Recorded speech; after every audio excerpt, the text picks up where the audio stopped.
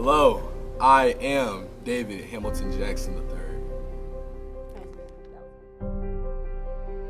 What I love most about David is his desire to strive for perfection. I guess another way of saying that is that he thinks he's always right, but I think it can be channeled into positive ways as he moves on into his own future, and that can work to his advantage.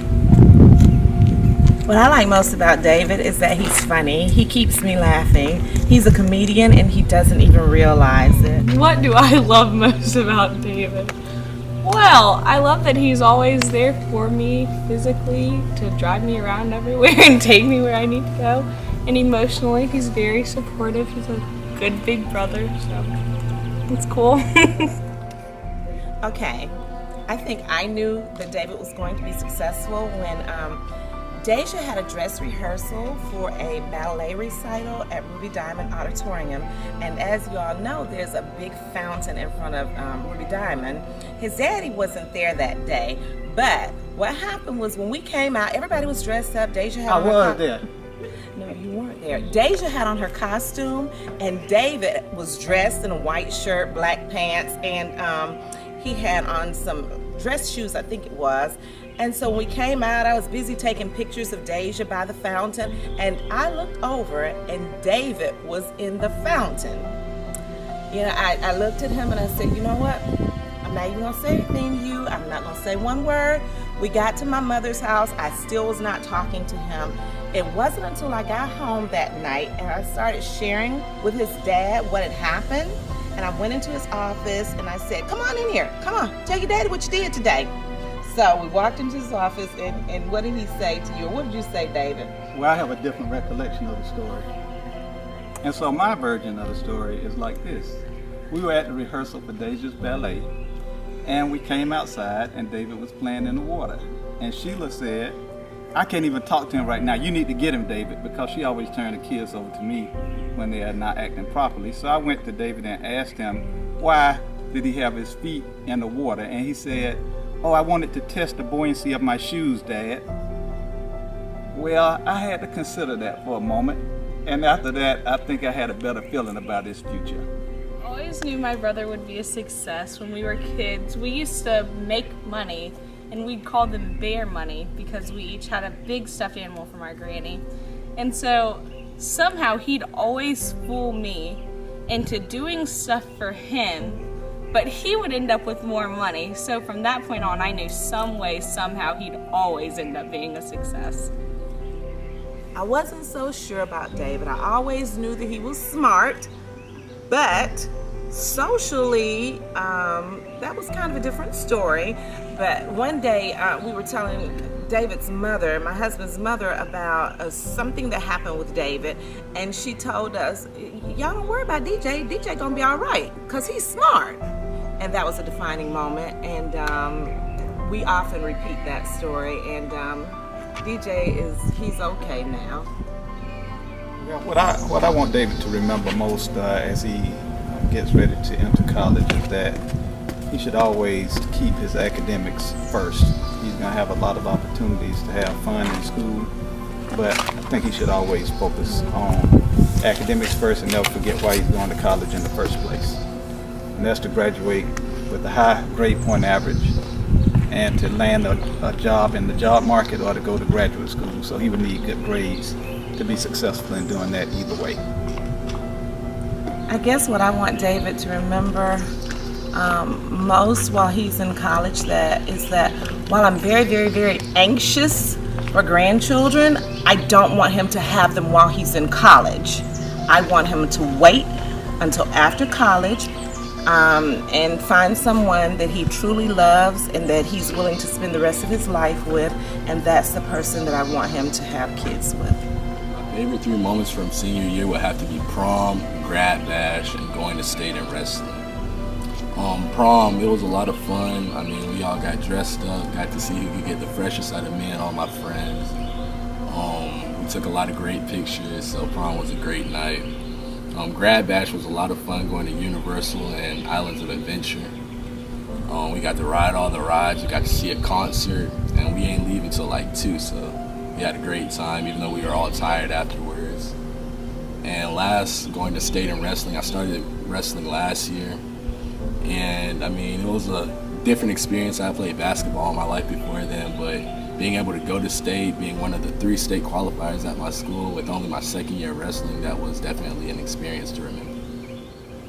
The hardest moments of my senior year were definitely having to juggle my 4 AP classes along with a dual enrollment class. I mean, most people find it hard taking 1 AP class, but I took 4 this year. But my first 9 weeks, I ended up making straight A's. I managed the A-B ratio throughout my other 3 9 weeks. So if anything, it'd be like staying up late doing note cards or preparing for 3 tests the next day. But I found a way to juggle it all.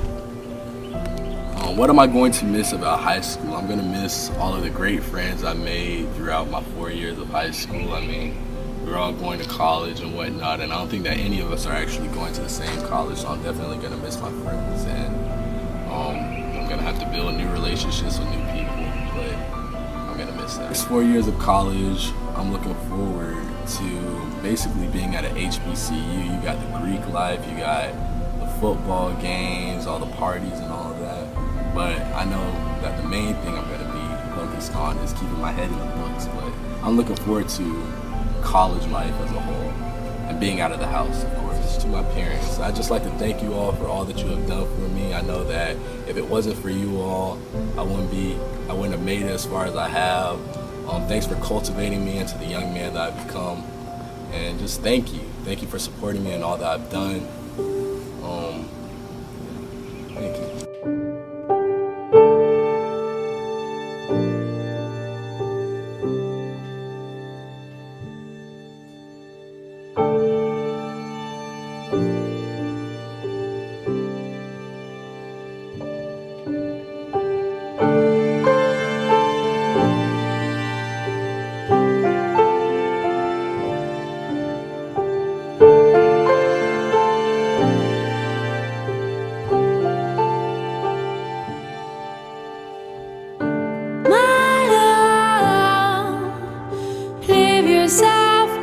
So many memories with David from growing up, but probably one of the craziest memories I have with him is whenever I would try and do something that he had done in the past, he would always try and scare me. He scared me out of getting my first shot. He scared me before I went to the dentist, but I survived all of them and we laughed about it later. I think David has meant a lot to us. He is, in fact, our firstborn, and I dreamed of him being here even before he was born. I always thought about having an heir to the Jackson throne. And so when David was born on December 9th, 1997, just a few days after my birthday, it was a life-changing moment, and I have enjoyed so much raising him, being around him through the ups and the downs. I realized that he has a very auspicious future. He's going to do very well in life, and I can't imagine being in this world without him. So I love you very much, son. Wish you well in the future. And I would like to say, never forget where you come from, and always praise the bridges that help to carry you over. When your father and I married, and of course you know that you are our firstborn, up until December 9th, 1997, every day was just a normal day. And then when you were born, it changed our lives. It changed the way we looked at life. I think both of us became more compassionate, more understanding. We became more kind, more empathetic, and we attribute that to you. We became even more humble. That day, like I said, changed our lives forever for the better. And while we gave you life, you gave us something so much more. And for that, I'm very grateful. I wouldn't change anything about you for anything in the world. I love you. Good luck. Okay, David, I always want you to remember when you're away at college how much we care about you, how much we miss you, and most of all, how much we love you. Be safe, do good things, and see you always. I guess. Granny wants you to know that she loves you very, very much. And remember, I'll do anything for you. I'll always be there for you. Love you. In peace.